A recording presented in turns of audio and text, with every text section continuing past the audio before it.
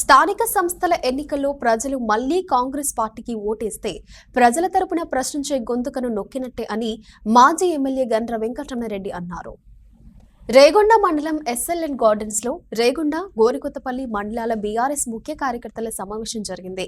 ఈ సమావేశంలో ముఖ్య అతిథిగా భూపాలపల్లి మాజీ ఎమ్మెల్యే గండ్ర వెంకటరమణారెడ్డి హాజరయ్యారు. కార్యకర్తలెవరూ అధైర్యపడవద్దని, పార్టీని నమ్ముకున్న ప్రతి ఒక్కరికి న్యాయం జరుగుతుందన్నారు. నేను పార్టీలో చేరి దాదాపు 7 సంవత్సరాలైందని, ఇంకా కొత్త పాత తేడాలు ఎక్కడివని ప్రశ్నించారు. మనదంతా ఒకటే బీఆర్ఎస్ కుటుంబమని కార్యకర్తలకు రమణారెడ్డి తెలిపారు.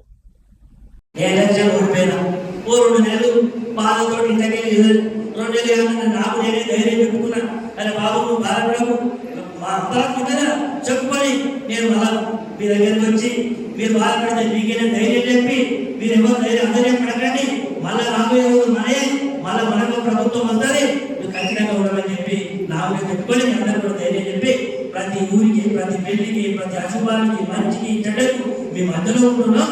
ఒకటే పని చెప్తా ఉన్నా, ఈ నియోజకవర్గం ఒక దేవాలయంలో భావించడం, ఇక్కడ ఉండేటువంటి ప్రజలు, కార్యకర్తలు దేవుడు కావాలి, ఒక సేవకుడిగా సేవ చేసేటువంటి ప్రయత్నం చేస్తున్నాం తప్ప ఒక పాలకులని ఎప్పుడు అనుకోలేదు. ఇప్పుడు కూడా కేసీఆర్ గారు మొన్న ఈ మధ్యకాలంలో పరిశ్రమ చెప్పాడు, వెంకటరమణారెడ్డి గారు మీరు ఓడి జనమధ్యలో తిరగండి, ఖచ్చితంగా మరి ప్రజలకు అండగా ఉండమని కూడా మాకు చెప్పడం జరిగింది.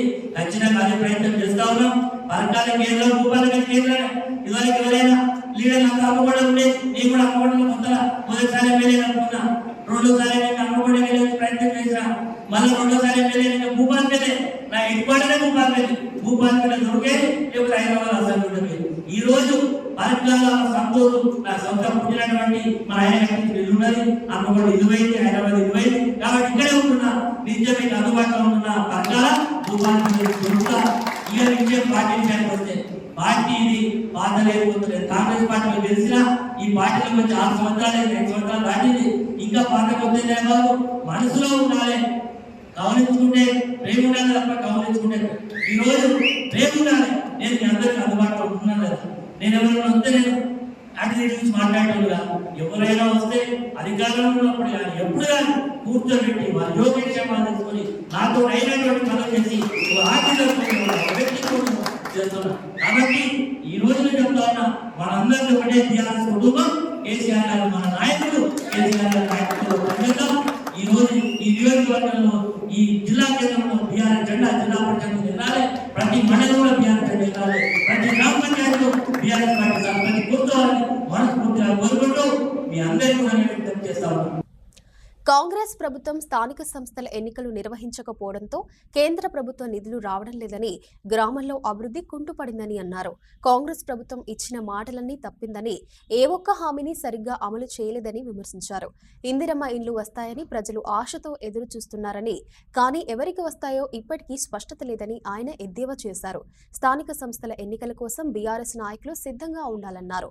కలిసికట్టుగా పనిచేసి పార్టీని బలోపేతం చేయాలన్నారు. ఈ కార్యక్రమంలో ఉమ్మడి వరంగల్ జిల్లా జెడ్పీ మాజీ చైర్మన్ సాంబారి సమ్మారావు, 2 మండలాల బీఆర్ఎస్ పార్టీ ప్రజా ప్రతినిధులు, నాయకులు, కార్యకర్తలు తదితరులు పాల్గొన్నారు. ఈ ప్రభుత్వానికి కమిట్మెంట్ ఉంటే చదువు శాంక్షన్ లిస్ట్, ఇగో ఈ మండలంలో, ఈ గ్రామంలో ఇంతమందికి ఇగో ఆర్డీ పత్రాలు ఇస్తున్నాం, ఇల్లు శాంక్షన్ లిస్ట్ ఇస్తున్నాం, ఇది కట్టుకోండి. ఇంకో ప్రకారంలో మిత్రులారా ఆశపడి వీళ్ళు పైసలు ఇస్తారని ఉన్న కూర్చోని చేసి కూడా మీరు ఇల్లు మొదలెట్టడానికే వీళ్ళు కూడా రాదు, వీళ్ళు వచ్చే పరిస్థితి లేదు. ఇదంతా కమిషన్ ప్రభుత్వం అయితే మన వాళ్ళు మంత్రి ఒక కాంట్రాక్టర్ చెప్తున్నాడు, ఓసారి ఏదైనా పని మొదలుపెట్టి కంప్లీట్ చేయాలంటే వీళ్ళెక్క లేదని ఇక్కడ పర్సెంటేజ్ ఇస్తలే పిల్లక ఎంత పర్సెంటేజ్ 10-12% చేయాలని మాకు ఏమి ఇస్తుంది, మేము ఎందుకు చేయాలని 12% ఇది వాస్తవం. నిజంగా ప్రభుత్వానికి కమిట్మెంట్ ఉంటే చట్టం పెట్టండి, ఎందుకు కర్మ జరుగుతుంది, ఎందుకు ఈ రోజు రాష్ట్రంలో కార్యక్రమాలు జరుగుతారు అంటే సమాధానం దొరుకుతుంది.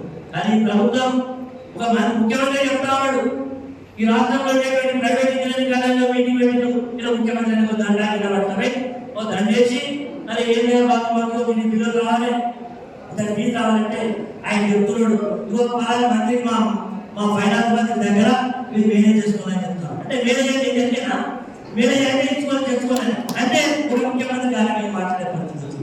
కాబట్టి ఈ ప్రభుత్వంలో ఉండేటువంటి ప్రజలు కానీ, ఇక్కడ ఉండేటువంటి పార్టీ నాయకులు కానీ, ప్రజాప్రతినిధులు కానీ వాళ్ళకి నమ్మకం లేదు.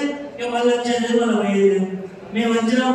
ఈ రోజు నేను ఒక చీఫ్ కూడా రాసిన ఈ పార్టీ యొక్క భవిష్యత్తుగా ఇది లాస్ట్ స్టేజ్ ఉన్నట్టున్నది. ఎందుకంటే ఒక చెట్టు పెడతాం, ఆ చెట్టు పెడితే ఓ మంచిగా ఎంగి మీద మంచి బాధ్యతలు మనం మంచిస్తారు.